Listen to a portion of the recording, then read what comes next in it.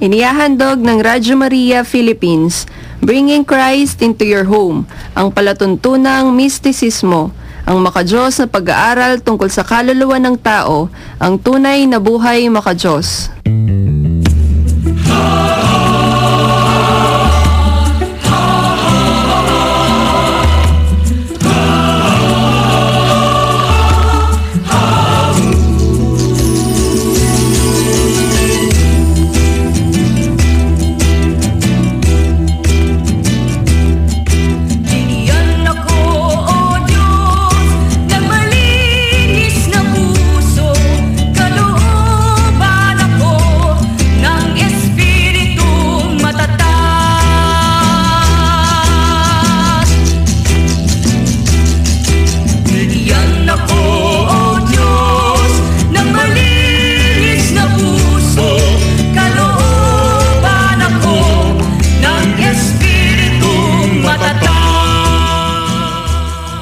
Sa mapayapang pakikinig po sa inyong lahat, mga minamahal namin taga-subaybay ng Radyo Maria na sumasingpapawid dito sa 99.7 FM Tarlac, 101.5 FM sa Cagayan, 102.1 FM sa Isabela, at 95.9 FM sa Zambales. Magandang gabi po sa inyong lahat. Brother Ronnie Aclo po ng Mistisismo. Ito po si Brother Ego Silva, isa pong nabumabati sa inyo ng isang mapagpala at punong-puno ng pag-ibig na araw ng mga puso, nakakibat ng pagtitiis. Magandang gabi po sa inyong lahat. Kami po si Sister Marjorie ng San Rafael. Kumusta na po kayong lahat, mga minamahal namin taga-subaybay ng himpilan ng ating mahal na ina. Narito po muli yung mga abang lingkod upang muli po ay bumati po sa inyo ng isang mabiyayang gabi sa inyong lahat. Sa ngalan po ng Radyo Maria Philippines, Bringing Christ into Your Home, muli po namin kayong inaanyayahan na kami po ay inyong samahan sa atin pong pag-aaral at pagtalakay sa hiwaga at mga karunungan ng mga salita ng Diyos dito po sa programang Ang Mistisismo ng ating pananampalatayang Katoliko. Ang tunay na buhay makadiyos na inyo pong laging napapakinggan tuwing linggo mula ika-9 hanggang ika-10 ng gabi. Hangad po ng programa natin ito na makapagdulot po sa inyo kahit na konting kalamang espiritual sa inyong mga tagapakinig ng Radyo Maria. Ngunit bago po tayo tuluyang dumako sa ating mga paksa, kayo po ay aming inaanyayahan sa pag-aalay ng isang panalangin. Sa ngalan ng Ama, Ng Anak, ng at ng Diyos, Espiritu Espiritu Santo. Amen. Pinakamamahal naming Ina at mahal naming Panginoong Jesucristo, kami pong lahat ay patuloy na nagpupuri at dumadakila sa inyong kaharian at malawalating kalooban, na siyang patuloy po nagdadala sa amin at nag-uugnay sa isa't isa sa loob at labas ng inyong banal na himpilan at sa buong sangkatauhan, upang patuloy po ninyo kaming maging kasangkapan sa pagkapalaganap ng inyong dakila at mabatalang aral ng daan, katotohanan at buhay, na nagsisimula po sa aming mga sarili, sa kapwa, sa pagkakamit po namin ng tunay na larawan, huwangin sa taanyo ng inyong walang hanggang pagka-Diyos. Nawa sa pamamagitan po ng inyong banal na himpilan na ito ng Radyo Maria Philippines, sa ngalan po ng Santa Iglesia Katolika Romana, at sa patuloy na buong katyagaan at pagsumigasig na dakilang hangarin ng Santo Papa Pope Francis sa Roma, sampunang mga kaparian at mga misyonero, mga laiko, na nawa dito sa Radyo Maria Philippines ay palagian kaming makapagbigay kasiyahan sa inyo sa ngalan po ng pag-aakay ng mga kaluluwa patungo sa Diyos, sa paraang nagpapahayag ng inyong mga maluwalhating aral na puspos ng karunungan at kahiwagaan sa inyo ng mga banal na ebanghelyo, mga sulat sa kasaysayan at sa aming kapanahonan sa tipan ng malinat ng Espiritu Santo. At sa dakong huli po ay ang patuloy na pagkapasalamat po namin sa pag-ibigay ninyo sa aming lahat ng maayos na pangatawan, gayon din naman ng aming mga kaluluwa na pinaghaharian ng kapayapaan sa gitna na ay mga isipos kalooban, At ang patuloy naming pagkapasalamat na kami pinatatawad ninyo sa aming mga gagawang mga pagkakasala, pagkakamay pagkukulang sapagkat kami bilang tao na may kahinaan ay umaasa lagi sa inyo na kami inyo pong maisasalba sa itong uri ng labanan. Dalawang lahi lamang kayo, mahal namin lang ang aming pinakahina. Nadudurog kami bilang mga sakong dudurog sa ulo ng ahas na yan ng pagsuway upang kasama rin po namin mga minamahal sa buhay at mga taong nakakasalamuhan namin. Sa araw-araw ay patuloy na lumaganap ang inyong kaharian dito sa lupa. Katulad po sa langit. Higit sa lahat, kayo po na aming Diyos. Siya nawa. Birheng kapahampahaman, Panalangin niyo po kami. sa Sa ngalan Ama ng ng Anak Diyos, Espiritu Santo. Amen. Maraming salamat, Brother Rico, sa ating pong panalangin. Nagbabalik po ang tunay na buhay maka-Diyos at kayo patuloy na nakikinig sa himpilan ng Radyo Maria, Bringing Christ into Your Home, na mapapakinggan din po sa mga karatig lalawigan at sa buong kapuluan sa pamamagitan po ng audio streaming sa website po ng Radyo Maria sa www.radyomaria.ph at sa buong mundo sa World Family of Radio Maria sa www.radyomaria.org. Muli po, magandang gabi po sa inyong lahat, mga minamahal naming taga-subaybay. Narito na naman po ang inyong mga abang lingkod, ang ating po at kasama ang ating mga kapatid po rito, si Brother Rico at si Sister Marjorie po. At pinalulungkot po natin, hindi po natin makakasama si Sister Merly sapagkat marami po silang naka-sked na trabaho po sa parokya nila po. Magandang gabi po sa inyo, Brother Sis. Magandang gabi po, Brad. brothers. Sa atin pong panibagong gabi ng atin pong pagsasama-sama dito, mga minamahal naming taga-subaybay, at saan man kayo uling dako ng pook ng Pilipinas, sa inyong tahanan o saan mang lugar, inaanyayahan po namin kayo kung mayroon man kayong mapapakinggan na radyo po dyan, tutok nyo po sa Radyo Maria Philippines at narito naman po tayo upang magbukas po ng panibagong paksa ng ating pag-aaral tungkol sa buhay, mistisismo o sa pag-aaral po ng kahiwagaan at karunungan ng mga banal na salita ng Diyos.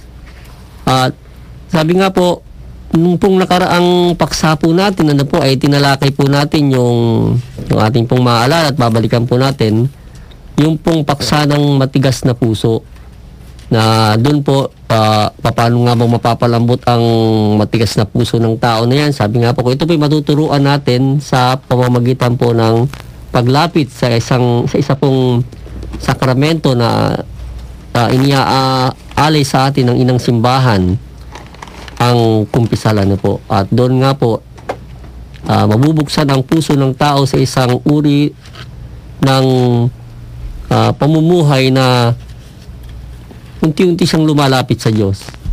Ngayon naman po sa ating panibagong paksa, ito po ay isang paksa na lahat po ng tao ay ninanais po ang bagay na ito. Subalit ito po ay nagkakaroon nga ng isang malaking kadiliman o kaliwanagan sa buhay ng tao kung ito po ay hindi mailalagay sa kaparaanan ng Diyos. At ito po ay ating bubuksan sa pagtalakay po ng ating programang ito. Bago po ang lahat, basahin po muna natin ang paksa ng ating pag-aaral. Sumayin niyo po ang kapayapaan. Sumayin rin. Ang pagbasa sang-ayon sa banal na kasaysayan, sang-ayon kay Propeta Sirach na may kabanata 15, talata 11 hanggang 20. Luwalhati po sa inyo, Panginoon. Huwag sabihin, sa Diyos ang galing ang aking pagkakasala, sapagkat ang kanyang kinasusuklaman ay ginagawa nito.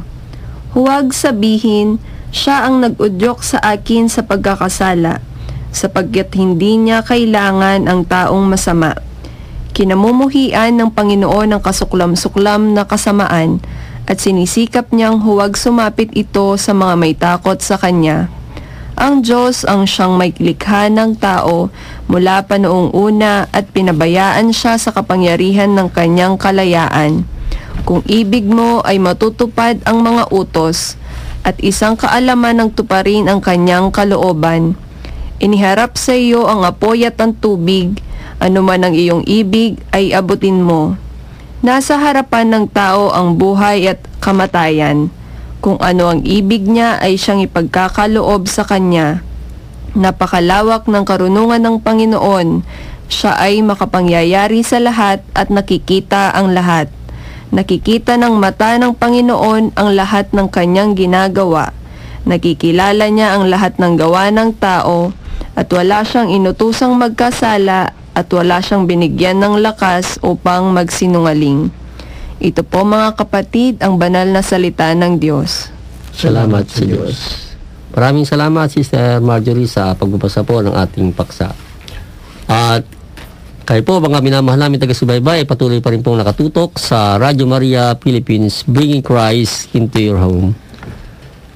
Sa ating pong pagpapatuloy, bago po natin makalimutan, binabati po namin kayong lahat. Happy Valentine's po sa inyong lahat, mga minamahal namin taga-subaybay. Apo. Araw po ng mga puso ngayon. Sana po madala po natin yung mga puso na makadiyos. Mga pusong puspos ng pagtitiis. Sa ngalan ng ating Panginoong Jesucristo. At dito rin po sa linggong ito, kung kayo po ay nagsimba kaninang umaga, mga minamahal naming mga taga-subaybay, ang paksa po ng ating ebanghelyo na binasa po kanina ng ating minang simbahan ay tungkol sa panunukso ng demonyo sa ating Panginoon Jesucristo sa ilang matapos na siya ay mag-ayuno ng 40 araw at 40 gabi sa ilang. Kaya po pumapasok na po tayo sa linggo po ng pag-aayuno ng Sangkakristyanuhang Katoliko. Matapos po na tayo ay magpasailalim sa bendisyon ng abo. Ash Wednesday po natin pong tinanggap. At doon po ay ating sinisimula na ang pagtahak sa pag-aayuno po. Na base lang po sa ating makakaya at mga iniuutos ng ating inang simbahan na dapat nating gawin bilang isang Kristiyano Katoliko, sapagkat tayo po bilang mga Kristiyano Katoliko sa kapanahonan po ito ng Kwaresma ay meron po talagang dapat na gawing pag-aayuno. At yan po yung ating hihimayin po sa mga pagtatanghal po ng ating programang ito. Sabi nga po, ang paksa po natin dito sa ating binasa ay ang kalayaan ng tao. Yan. Ito pong kalayaan ng tao na to, sabi nga po, makikita po natin na ang Diyos, ang ating Panginoong Diyos, marami po yung, mula po ng likhain niya ang tao, marami po mga batas at alituntunin na ibinigay ang Diyos sa tao. At ito po ay isang uri ng mga pag-uutos na hindi naman upang ang tao ay saklawan sa kanyang kalayaan, kundi upang ito kamtin ng tao at tamasahin ng tao, mga kautusan ng Diyos, ng may kalayaan. Ngayon, pasok po tayo sa kalayaan. Dahil ito pong kalayaan, sinasabi nga po na kung hindi makapagdudulot ng mabuti, ay nakapagdudulot ng masama sa tao. Ito may bibigay ng kabutihan o ang tao ay napapariwara sa kalayaan. Sa ating pong pagtatanghal nito, atin pong himayin ang kalayaan ng tao. Pasok po muna tayo sa bungad po ng ating paksa ng kalayaan. Unahin po natin si Brother Rico tungkol po sa kanya pong ma-share dito sa ating paksang ito. Sumating lahat ang kaluwalhatian ng linggo ng kapayapaan na araw ng mga puso. Ang ating inilolob na mga napaksang tatalakayan yan o pagkasalusuluan na may pamagat na ang kalayaan ng tao. At ito ay nandirito nakapalob sa aklat ni Propeta Sirach. Ibig sabihin, aral ito ng kasaysayan. Na kung ating pahapyaw na babalik tanawin ang aral ng kasaysayan, ang tao nga ay ginawa ng Diyos na kanyang kalarawan at sa kanyang wangis nilalang sila ng mga lalaki at babae. Malinaw naman na yung kalayaan nandoon agad sa mga panahon yun, ibinigay agad Sabi, sa lahat ng mga punong kahoy na mga nagbibinhi, alam mo na, mga bakansa para mga hayop, malaya kayong kumain bilang pinakapagkain ninyo. Ibinibigay ko rin sa inyo pinakapagkain lahat ng mga punong kayo sa laman, punong kayo ng buhay, punong kayo ng nakaaya-aya sa paningin at mabuting kanin. Datapot doon sa punong kayo sa gitna na naglalaman ng mabuting masama, huwag kayong kakain. Nihipuin wag, sapagkat sa oras na kayo ay kumain, tiyak na kayo mamamatay. Ibig sabihin, merong boundary beyond. Ano kaya ang purpose ng Diyos kung bakit merong boundary beyond? After all those freedom na ibinibigay sa tao, eto naman po tayo, kung mag-analogy tayo, comparatively, kumpara natin, kumbaga para sa sasakyan yan ang larawan ng kalayaan na sa tao na binibigay ng Diyos, kumbaga parang isang pag-andar ng sasakyan yan pag-andar. Pero kung patuloy na umaandar ang sasakyan, nang wala siyang daladalang preno, o wala siyang brake, o stoppage, o postman lang, babangga ang sasakyan. Kaya po yung larawan ng batas, unang batas sa paraiso na huwag kakain, larawan siya ng preno o pagpipigil doon sa kalayaan ng tao para hindi ang tao kumaga wag mawala sa direksyon o mauwi sa kapahamakan. Sabi sa binasa natin ni Sister Marjorie, ang Diyos taga sa kasamaan, sabi niya, ayaw niya binapagan. Kaya walang bearing para siya sisihin ng unang tao, ba't sila nagkasala kasi ibinigay na yung direktibo sa kanila na eto yan, do this meron naman yung do not do this yung likes and dislike ng Diyos kinakailangan masundin nila. Kaya sa pag-andar ng kasaysayan, kung merong matatawag na kalayaan ng tao, given na agad yun dahil sa pag-ibig ng Diyos sa tao na yan. Kasi yung tao na yan, magmula sa purong espiritu ng Diyos na di nakikita, gumawa nga ng eksperimento ng Diyos, gumawa siya ng tao na kamukha niya, na bibigyan niya ng kakarga niya ng larawan, may katawan at wangis, may kaluluwa. Sila yung obra maestra, buhay na example, kaya hindi pa payagan Diyos na may palingado ang obra maestra niya. Kinakailangan ng tao mailagay sa maayos na kalagayan, pang kaluluwa, lalo na. Sabihin may kalayamang binigay, alam ng Diyos na siya dapat na ingatan, kaya nilagyan din ng hams ng batas yan. Merong wag, unang batas sa paraiso ng Diyos sa tao, wag kakain. Yan lang po muna. So yun po yung yung pong sabi nga po, ang kalayaang ibinigay ng Diyos sa tao, hindi naman totally na malaya ka na, parang walang walang limitasyon po.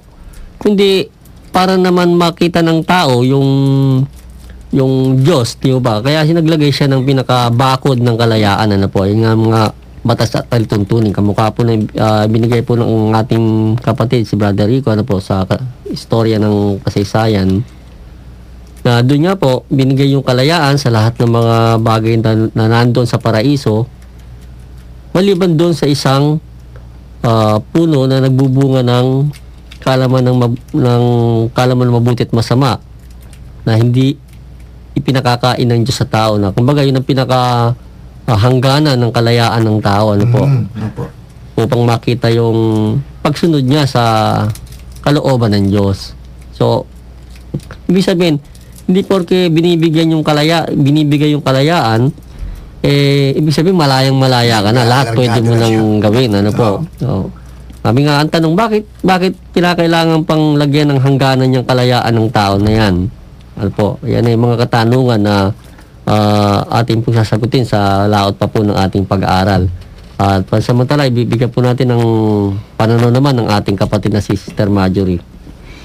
Yun nga po, sa ating pong paksa sa gabing ito ay pinaalala nga po sa atin ni Propeta Sirach ang pagiging malaya ng isang tao, yung pagiging malaya po natin. Hindi lamang nung tayo po ay tubasin ng ating Panginoong Hesukristo sa ating pong mga kasalanan nang siya po ay ipako sa krus, ngunit maging ang kalayaan ng tao sa kanyang sarili. At ito nga po yung para sa akin, yung usually naman na ginagawa is yung kalayaan ng paggawa. So ano ba yung mga gawang iyon?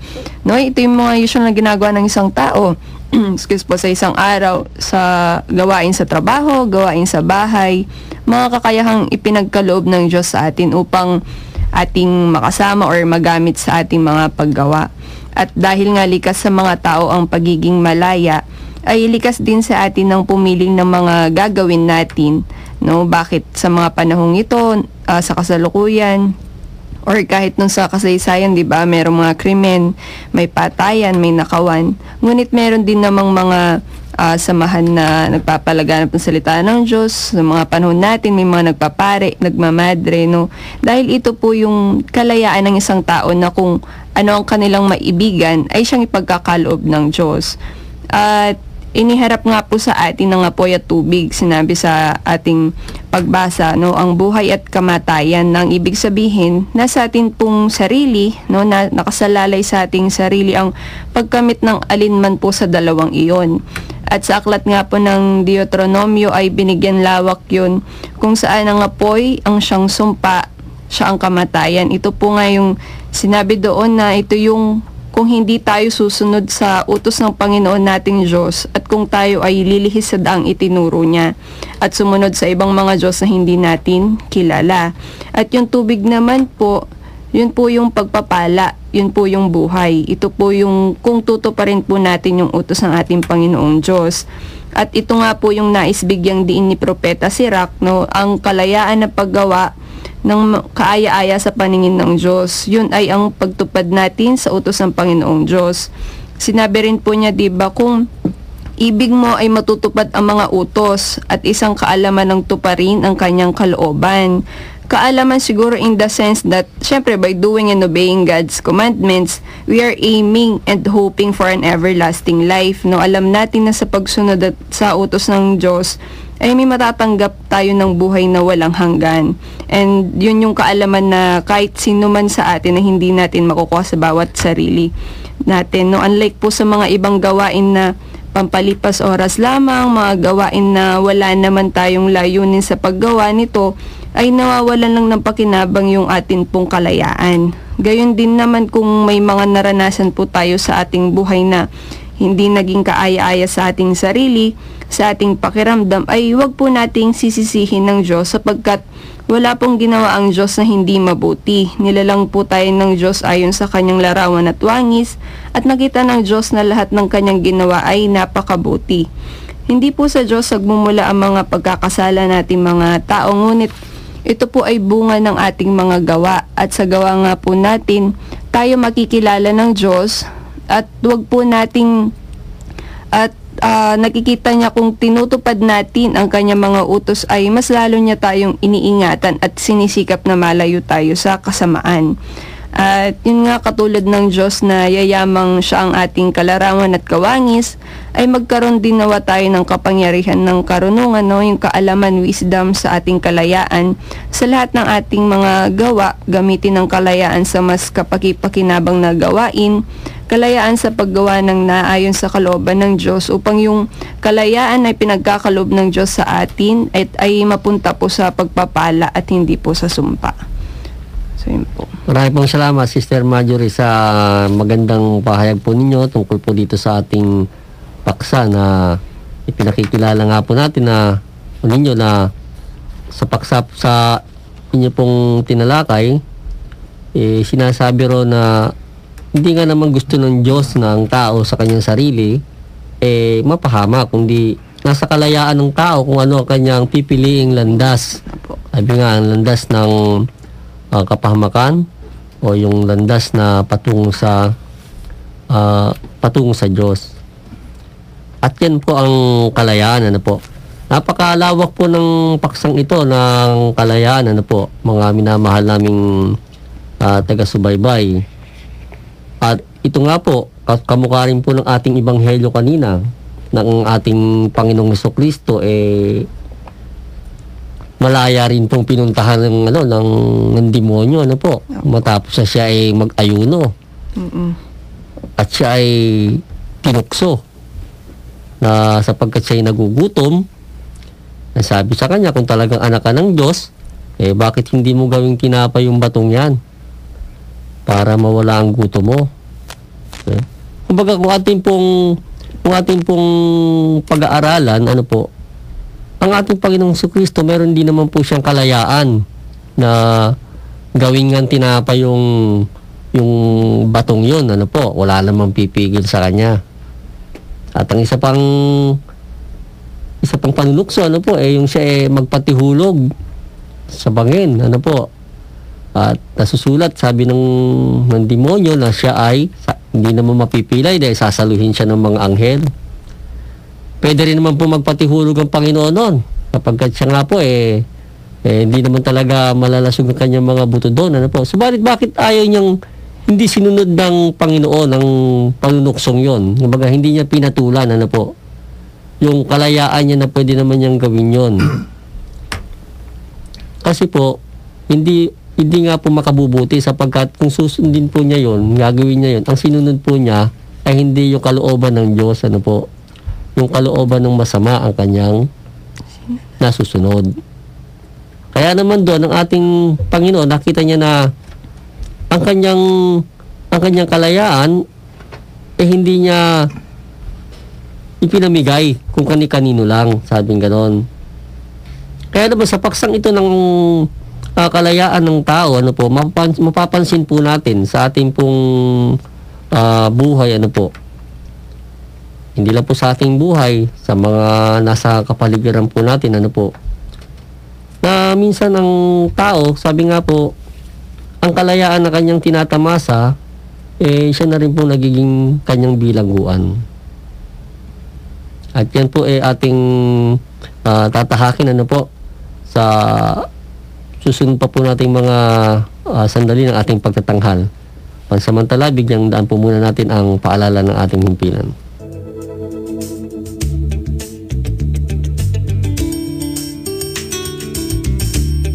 Ang Radyo Maria ay mapapakinggan sa mga sumusunod na cable TV companies ng Complark Technology Network Incorporated sa Channel 99, sa Tarlac High-Tech Cable TV, CLC TV at ACCTN, sa Pampanga, ACCTN, Complark at CLC, sa Bulacan, Golden Eagle Cable Corporation, Good Shepherd Cable TV, Villarama Cable TV at CLC, Rainbow, NSCV, sa Bataan, Apollo Fly Cable TV at Mariveles Space Cable. Halina't makinig at makibahagi sa misyon ng Radyo Maria.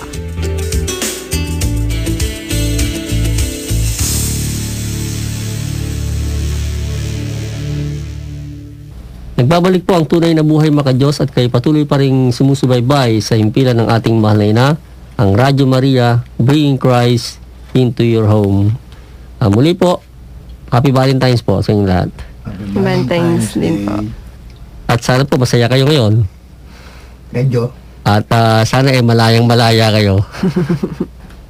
Kaya naman po sa ating pong patuloy na pagtalakay nito, ano po, at sinasabi po natin na itong kalayaan, minsan ay nagiging bilangguan na rin po natin, ano po. Di ba, Brother Rico, ano po? Oo. Sige nga po, bigyan nyo nga po kami ng konting pananaw sa pagiging bilangguan nito, itong kalayaan to. Ang tao talaga, gaya na nabanggit na sa naon nating minuto kina ng pagtatalakay, ipinanganak o ginawa ng Diyos na likas na malaya.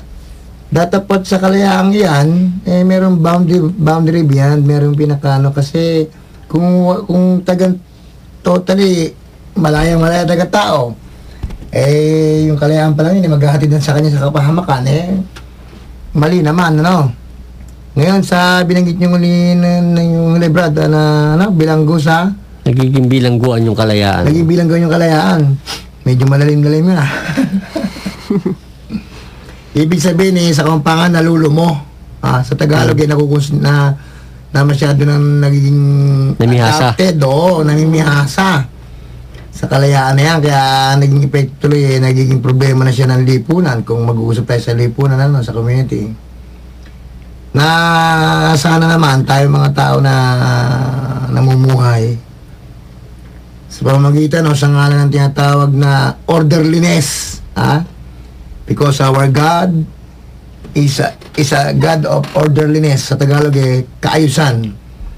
Na yung kalayaang yan na likas na ipinagkaloob sa atin ng Diyos at ng batas ng tao, na may kalayaan tayong mamuhay sa community, panghawakan natin at gamitin natin ng naayon sa dapat na maging paggamit niyan. Dahil kung hindi, masasabi ng bilangguan tayo dyan, kapapahamak natin. Tandaan natin, ang bilangguan sa literal na kahulugan, sa kalagayan niya, isang kulong na lugar, Kaya kung malaya nga tayo matatawag sa ating mga attitudes o mga kostumbre, pero nakapagbibigay na ng maling epekto sa paligid, kung tayo naman ay maging bilanggo sa ganyang sitwasyon, mamamali naman.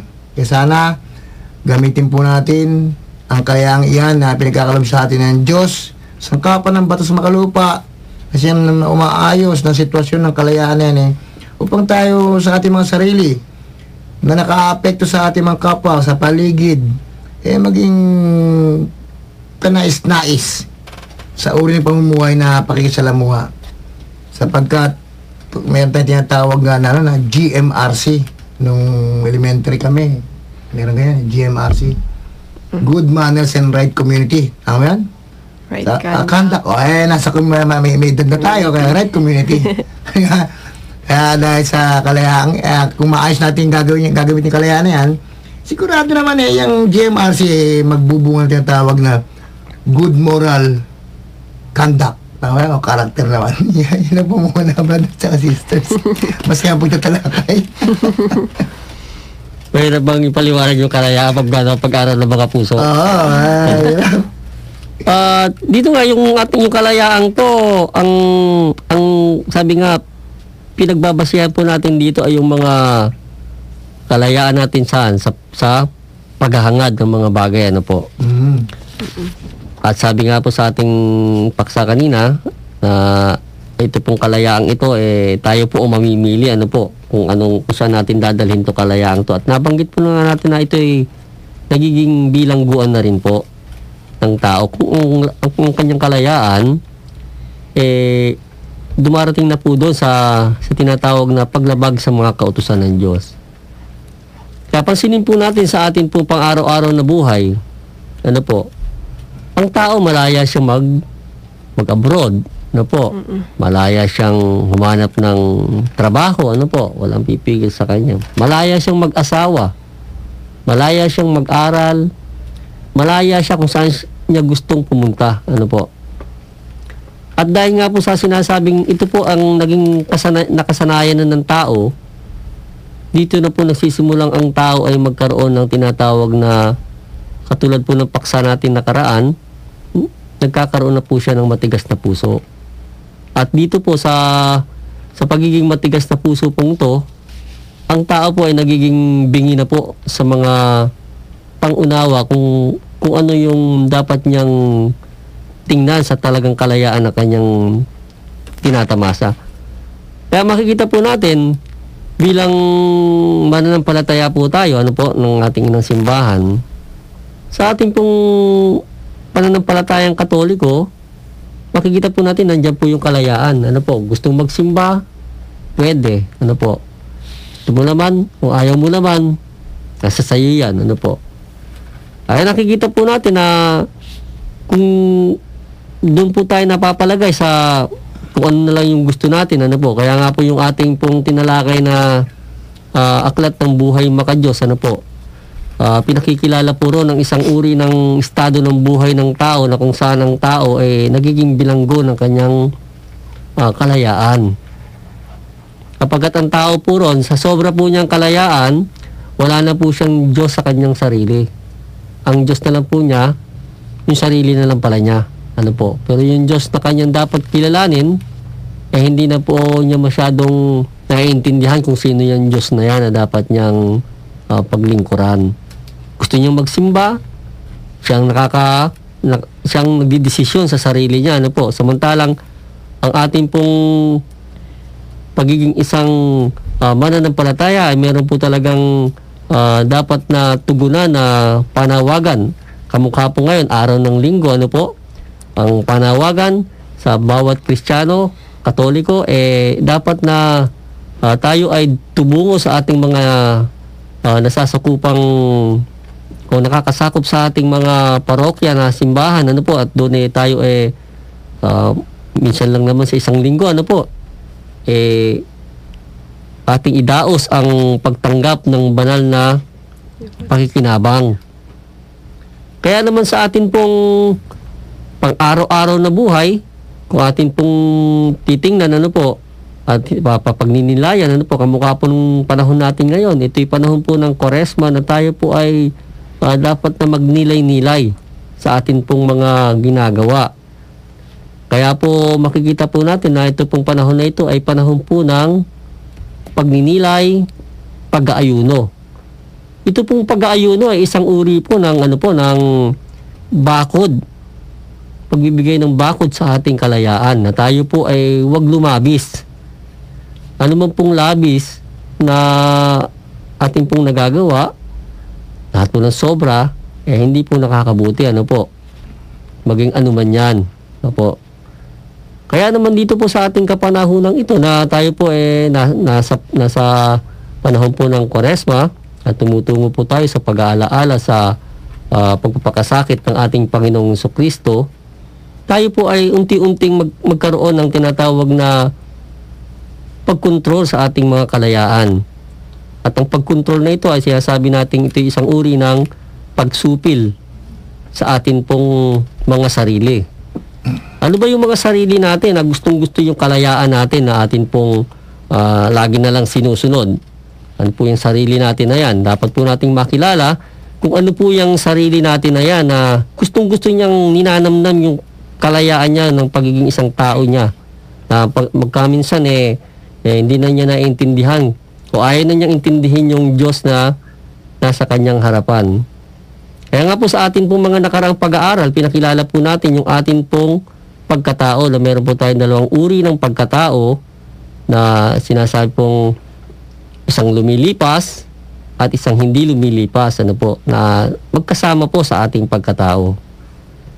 At ito pong isang pagkatao natin na lumilipas na binubuo po ng mga pandama, ng mga ng mata, ilong, bibig, tenga, kamay at mga paa, ito po yung pagkatao natin na atin pong minsan napagbibigyang madalas sa kanyang kalayaan. Na kung kaya naman itong mataas nating uri ng pagkatao, lagi po niyang napapasama dyan. Kung kaya naman yung kalayaan tuloy ng ating mataas na pagkatao, nasasaklawan na ng kalayaan ng ating mababang uri ng pagkatao. Kaya kung minsan po, gustong magsimba ng ating isipan, pero yung sarili nating kaisipan, nag-uutos na wag na muna. Kaya meron po tayong dapat na pag-aralan sa ating mga sarili. At ito po yung ating binabanggit sa mga sandali pong ito. Ito po yung bahagi ng pagdinilay para po sa linggong ito ng ating pong pagpasok sa linggo po ng panahon po ng Kwaresma. Bakit mayroong pag-aayuno? Ano ba ang purpose ng pag-aayuno, ng fasting na ating ginagawa? Para saan ba to? Ayan po ang dapat ating itanong. Ito po para sa ating mababang uri ng pagkatao. Kinukontrol po natin dito yung ating mga pandama. At ating pong pinalalaya ang ating pong mataas na uri ng pagkatao, yung pong ating konsyensya, yung ating pong kaluluwa. Kasi kanina po nabanggit natin na ang kalayaan, kung minsan, nagiging bilangguan na po natin. Ano po nabibilanggo dun sa kalayaan na yan? Yung pong ating konsyensya, yung pong ating kaluluwa. Na kung labis po natin pinagbibigyan, yung gana ng ating mga pandama at mga bagay na lumilipas na lang ang gusto nating tamasahin, doon po nagiging bilanggo yung ating konsyensya, yung ating kaluluwa, na dapat naman na dapat na siyang maging magkontrol doon sa mababang uri ng ating pagkatao. So ito po 'yan, Kaya nakikilala po natin yung tunay na kalayaan. Ang tunay na kalayaan po ay yung atin pong maging una po sa lahat ay yung ating hangarin na ang ating pong buong pagkatao ay maipasakop natin sa mga kautusan ng Diyos. Alam naman po natin yung mga kautusan ng Diyos. Pumunta po tayo sa simbahan, ay makikita na po natin dyan yung 10 utos. Bilang panimula po ng ating pag-aaral sa ating buhay spiritual. Dahil marami pong kautusan ng Diyos, kung atin pong isa-isahin niya hanggang sa ebanghelyo po ng mga apostol, marami po. Pero bakit po sa simbahan natin, andyan po ang 10 utos? Kasi po, yung 10 utos yan po yung panimula ng ating pagkilala sa pinakabakod po ng ating buhay upang tayo po ay huwag mapahamak sa labis na kalayaan. At ilalagay na nga lang po natin sa ating pong buhay pampamilya, ano po, bilang mga nasa isang komunidad ng ating inang simbahan, ano po, tanungin po natin si Sister ano rito, ano po, bilang anak, ano po, sa ating tahanan, ano po, o paano po ba nating may apply yung tunay na kalayaan, ano po, na tayo nakakasunod sa kalooban ng Diyos bilang isang anak. Siyempre po kailangan dahil ang ating mga magulang ang siyang unang guro na po sa kanilang mga anak, tayo po kailangan magkaroon po tayo ng kalayaan na nagagawa natin yung gusto natin, pero masigit po dun sa pagsunod po natin sa ating mga magulang, dahil dun po natin mapapractice yung pagsunod na tinatawag. So unahin po natin pagsunod sa magulang, and then pag napakilala na sa atin ang ating Panginoong Hesukristo, dun tayo magkakaroon ng stepping stone na sumunod din naman sa kanyang utos. Kasi yung tendency ng isang anak, di ba? Pagka, lalo yung mga nasa adolescent period ng pagkatao, yung mga bago pa lang tumutuklas sa buhay nila, gusto nila maging malaya, ano po. Gusto nila, pag pinigilan mo, medyo sasama loob sa'yo, no? Yeah. Parang yung mga batang 2 to 3 years old, kung makikita natin, takbo dito, takbo doon, yung mga ganon. At gayon din naman sa mga kabataan, lalo na yung mga nagsisimula na talaga sa estado ng pagiging adult na na edad, ano po. O mga nagdadalaga o dalaga o binata, ano po. Talagang gusto na nila yung kalayaan, matikman na nila so kaya nandiyan naman tayo ng mga nag-aaral nito, nakaalam ng higit sa lahat sa pamilya po, yung mga magulang, ano po, para po sa mga anak, ano po.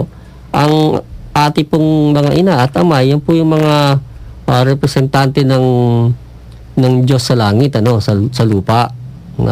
Sabi nga po, mga kinasangkapan para po maging tagagabay tao tayo, ano po, sa mundong ito, ano. Kaya sila, sabi nga po, kung mayroon mang magulang na naghangad na mapasama ang kanyang mga anak, ano lang yun, bihira lang yun, pero pangunahin na talaga na ang mga magulang, sabi po, walang hinangad dyan kundi kabutihan ng anak.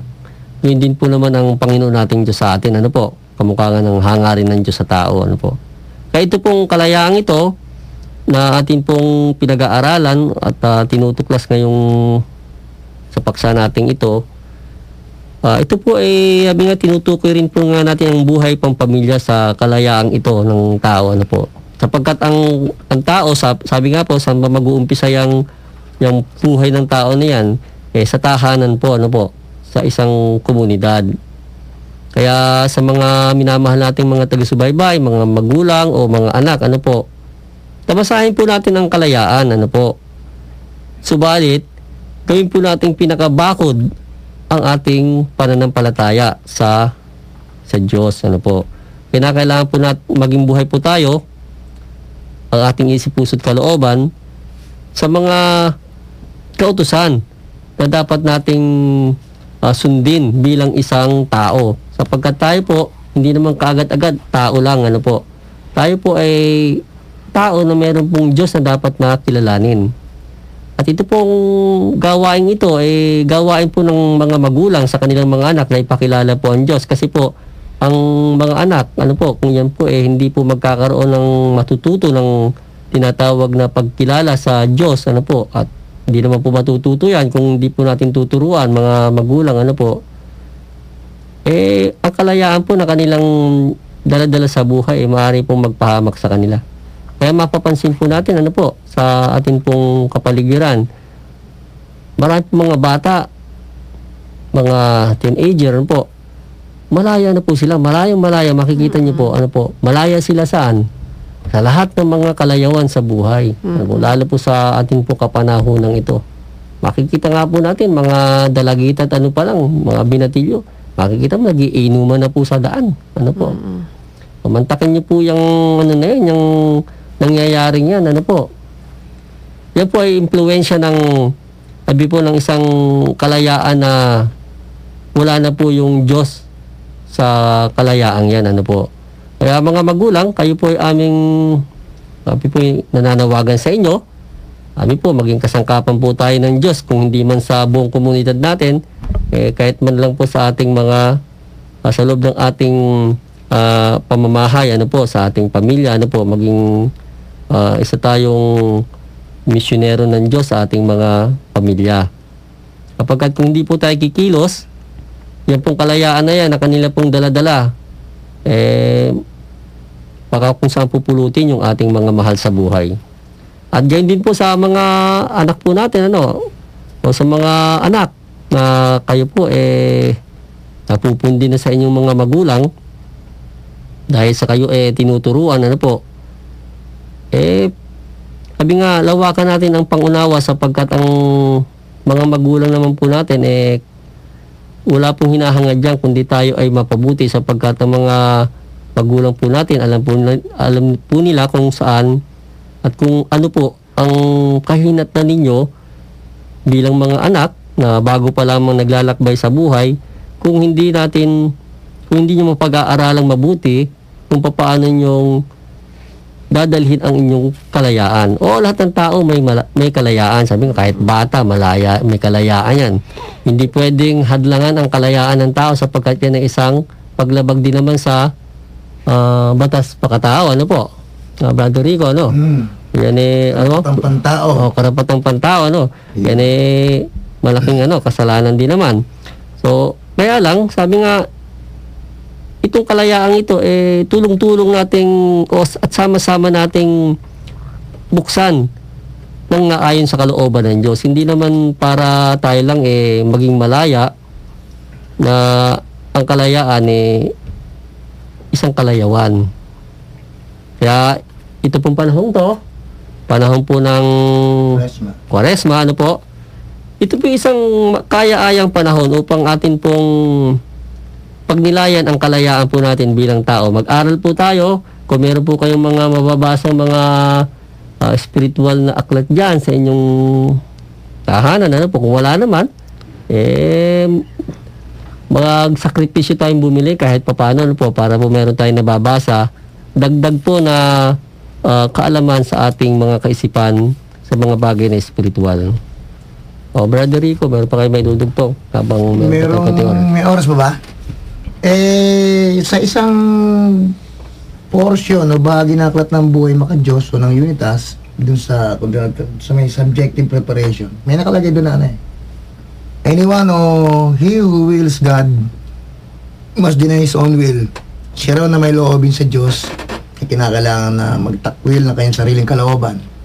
Kasi yung sariling kalooban na yan, same is with malayang kalooban din yan, free will Ang tanging kaibahan lang yung kapiraso lang. Pero halos tao rin sa sarili niya ang nasusunod sa sarili niya dyan. Naalala ko tuloy nung nandun pa na ang kapatiran sa ascetic life o buhay ascetico, ang nakagis ng bansag doon sa mga banal na kubo na paaralan isa raw siyang bilangguang walang rehas na mga nag-aaral doon. Na naaralan ng daang katuan ng buhay. Bakit walang rehas na bilangguan? Literally, malaya ka makakalis kung gusto mo Di ba? Doon ka di ba? Yung katawan mo malaya, walang magbawal siya umalis kaya lang, ang mapapipigil naman sa'yo para umalis doon, naiintindihan mo na yung Diyos na totoo, na tatlong persona, ay kapi-kapiling mo doon. At yung mahal na ina, ang gumagabay sa inyo doon, bilang ilan ng tahanan. Sabihin yun mismo ang nagbibilanggo sa'yo doon sa ascetic life na huwag mong iwanan yung paaralan Dahil doon mo nakilala yung sarili mo, yun? Nung lumang buhay ng isang tao na bago siya mapunta sa aral ng daang katuan ng buhay, siya ay bilanggo ng malayang kalooban o ng sariling kalooban. Yung gusto niya ang malusunod. Halimbawa, take for example, araw-linggo. Sa natural life, dapat sana ibibigay sa Diyos yung isang oras man lamang yan. Pupunta dapat yung paa sa simbahan, mag-aantanda ng krus yung kamay, hintayin makinig ng ebanghelyo. Holy Gospel. Pero nangyayari, yung parang tao dadalhin sa mall. O kaya yung mga kung kalalakihan pasintali po dadalhin yung mga paa sa sabungan. Pero doon hindi. Kapag isa ka ng kung yung malayang kalooban mo yan nagsimula ng may pasakop mo sa Diyos, sa ngalan ng divine revelation na dumating sa buhay mo, yan na nga yung pag-iral ng pananampalataya sa Diyos. Na unti-unti yung malayang kalooban yan, ipasasakop mo na, magiging magiging kalooban na siya ng Diyos. Papasok ka na doon sa puntong kapag ang isang tao ay kumikilos na sa kalooban ng Diyos, ang tao ito ay kumikilos na matalino at mahusay. Sabihin, pinalalaya na ang taong natural sa kanyang ginagawang buhay sa mga kaparaanan ng daigdig o worldly pleasure, makalupang kasaganan, at binubuksan na ang kanyang puso sa kaparaanan ng langit, which is nagsisimula sa true faith o totoong pananampalataya.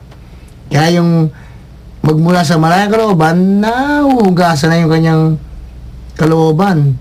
Sisimula sa puso. Ano yun? Yung puso na punong-puno ng damdaming makalupa na siya naggumahad lang sa kanya ng mapalapit sa Diyos o maglingkod sa Diyos. Punong-puno ng pangatwiran niyang puso na yan padating sa holiness. Kaya yung damdaming makalupa ay nagiging diwa ngayon. Diwa ng pananampalataya. Doon naman sa sarili, sa may isip, sabi nga ng Brother Ronnie ngayon, ano ba yung mga sarili na yan na dapat na itapilo, alisin, para sa isip, yung sariling kaisipan na nakagis ng tao. Yung isip na siya ang nagdidesisyon para sa sarili niya. Na minsan pati yung mga magulang na minamahal natin na silang umantabay, nagluwalsat sa mundo, mga parents natin. Minsan nire-reject pa natin yung mga parental guidance na binibigay sa atin. Pero knowing na ang Diyos ay dumating sa buhay mo, yung mismong Diyos na yan na magdidirektiba ng buhay mo, magsimulang ugasan yung kaisipan mo dyan. Ikakabit yung tinatawag na kaisipang makadiyos. Ano yun? Kaisipang may karunungan. Magiging marunong ka na ngayon sumunod sa kalooban ng Diyos para pagbalik mo sa iyong pamumuhay na nakagis na dyan isa ka ng malayang tao ng Diyos. Free man of God. Hindi ka basta-basta born again. Hindi ka basta-basta born to be alive. Isa kang born free. Ang umawit nun si Mango B. Frank Sinatra. Sa ating pulatang kalayaan. So, yun Ngayon mga puso. Teamsong mo yata yun, Brad. Oo nga Wala sila, Brad. Nasungkit yun.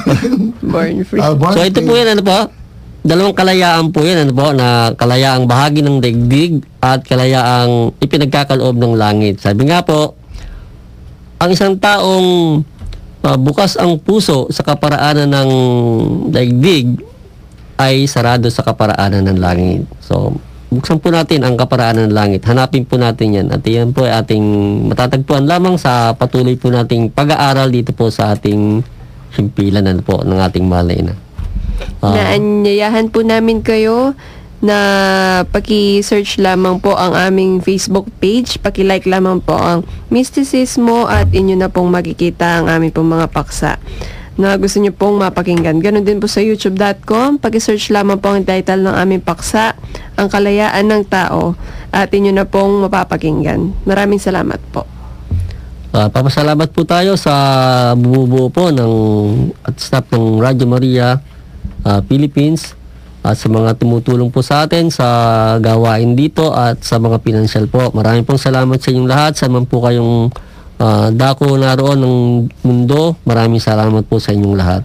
Pagpalay po kayo ng ating mahal na ina at ng ating Panginoon sa Kristo. Kaya Brother Rico, meron pa kayo muli ating pinahatid ang maligayang gabi ng puso na puspos din naman ang pagtitiis bilang isang apostolan Diyos. Ang pagbati sa ating mga mahal na kapatid sa Valdez. May bagong pansi mga Meringan dyan, tsaka si Lord, si Sister Lydia. Ganun din si Sister Viola Gunilla, Sister Lota, Sister Bingo. And of course, not but not least, si Sister Wendy ng St. Michael the Archangel Paris. Maraming salamat po sa inyo. At kayo po, mga minamahal naming taga-subaybay, kami po ay pansamantala munang nagpapaalam at nagpapasalamat po sa inyong pagkikinig. Dito po sa ating programang Ang Tunay na Buhay Makadiyos, dito po sa himpilan ng ating mahal na Radio Maria, Bring Christ into your home. Sumainyo po lahat ng kapayapaan. At sumainyo rin.